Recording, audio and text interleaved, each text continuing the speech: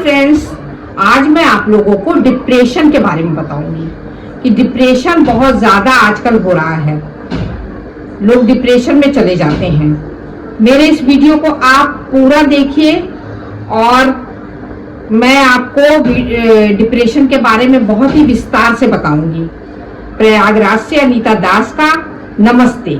सबसे पहले मैं आपको बताऊंगी कि डिप्रेशन किसे कहते हैं।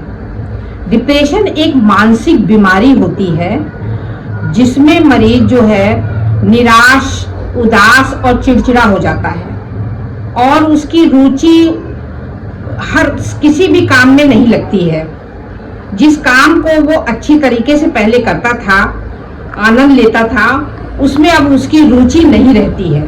उसे हम डिप्रेशन कहते हैं।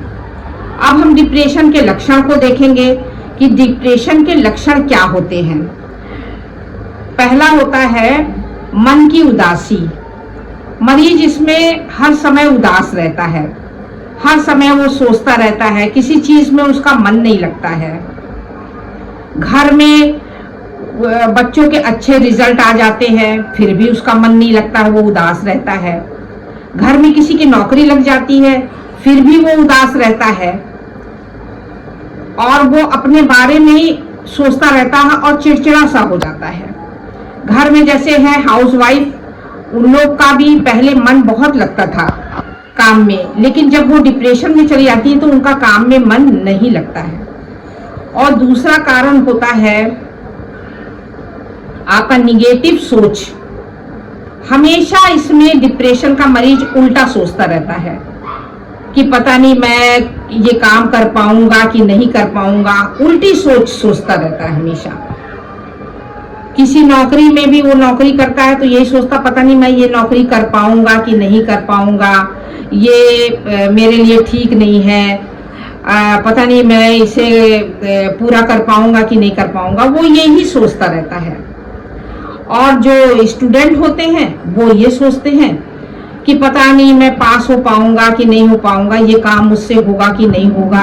लाइफ के लिए वो जो होते हैं हमेशा निगेटिव सोचते रहते हैं और उनकी निगेटिव सोच ही उनकी होपलेस सोच होती है। इसमें जो होता है मरीज जो होता है हमेशा यही सोचता रहता है कि ये काम मैं करूंगा, ये काम मुझसे नहीं होगा, ये काम मुझसे नहीं होगा।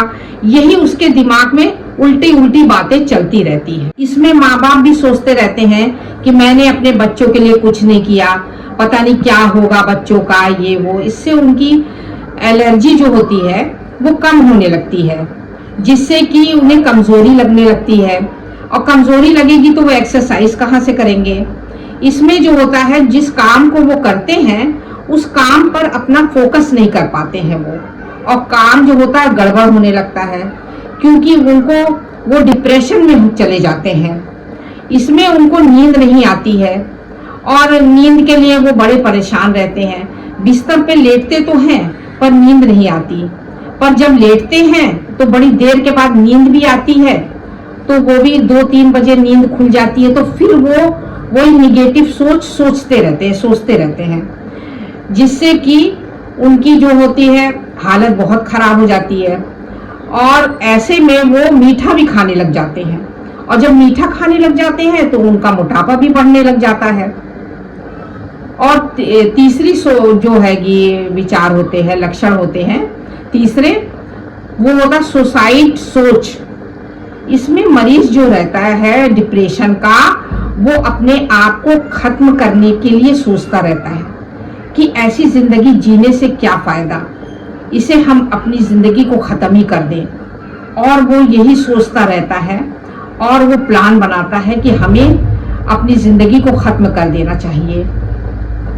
और वो जो होता है प्लानिंग बनाता है कि कब हमें खत्म कर देना चाहिए। तो ये 2 हफ्ते का समय उसके अंदर रहता है। लेकिन मैं आप लोगों से यही कहूंगी कि जब उसके अंदर ये थॉट, ये सोच आती है तो आप लोग कृपया करके उस डिप्रेशन के मरीज पर ध्यान दें क्योंकि वो सुसाइड कर लेते हैं। तो हम अब ये जानेंगे कि सुसाइड वो क्यों कर रहा है। अब हम जानेंगे कि डिप्रेशन की वजह क्या होती है। डिप्रेशन की कोई वजह नहीं होती, इसकी कई वजह होती है। जैसे परिवार में कोई इंसान डिप्रेशन में है तो दूसरा भी कोई ना कोई जा सकता है। और इसमें जो होता है, स्त्री या पुरुष अगर उनका तलाक हो गया है तो फिर वो उसमें डिप्रेशन में चले जाते हैं, या किसी की अच्छी खासी नौकरी अगर चली गई है तो वो डिप्रेशन में चला जाता है। डिप्रेशन दो प्रकार के होते हैं। पहला जो होता है, ये हमारा दिमाग जो आगे होता है, आईब्रो के ऊपर जो ये वाला दिमाग होता है, ये सोचने का दिमाग होता है। इसमें जो होता है कंट्रोल करने का शक्ति होती है इसको, कि हम क्या करने जा रहे हैं, क्या नहीं करने जा रहे हैं, इसमें कंट्रोल करने। लेकिन जब डिप्रेशन का मरीज सोचता है तो इसकी शक्ति जो रहती है कम हो जाती है। दूसरा होता है इमकडोला, जो ब्रेन के पीछे होता है, जिसमें इमोशनल जो होता है बढ़ा हुआ होता है। इसमें फालतू बातें जो होती हैंगी वो ज्यादा होती हैं, काम की बातें कम होती है। इसमें जो होते हैं हार्मोन्स चेंज होते रहते हैं और ब्रेन में केमिकल्स कम हो जाते हैं। अब हम इसका उपाय आपको बताएंगे कि इसका उपाय होता है एक्सरसाइज है, साइकिलिंग करना, एक्सरसाइज करना, और पुराने लोगों से फोन पर बातें करना, अपने दिल को बहलाना, टीवी देखना, कपिल शर्मा शो देखिए आप, क्रिकेट देखिए आप। इसमें आपका इसका इलाज जो होता है 4 से 6 महीने के अंदर हो जाता है। और इसमें जो होता है और भी इलाज डॉक्टर करता है, जैसे कि वेट बढ़ जाता है मरीज का तो उसके वेट को कम करता है, उसके विचारों को सुनता है कि इसके विचार क्या क्या है, उन विचारों पर उसको दवा दी जाती है। ज्यादा पुराना ये बीमारी रहती है तो इसमें 6 से 9 महीने भी लग जाते हैं, और काफी लोग इसका रिजल्ट जो है डॉक्टर को सही आता है, मरीज ठीक हो जाते हैं। ज्यादा समय लगता है पर इसमें मरीज ठीक हो जाते हैं। इसीलिए आपको डॉक्टर को दिखाना चाहिए कि आपको अगर ऐसी प्रॉब्लम है तो आप जरूर डॉक्टर से संपर्क करें। नमस्ते।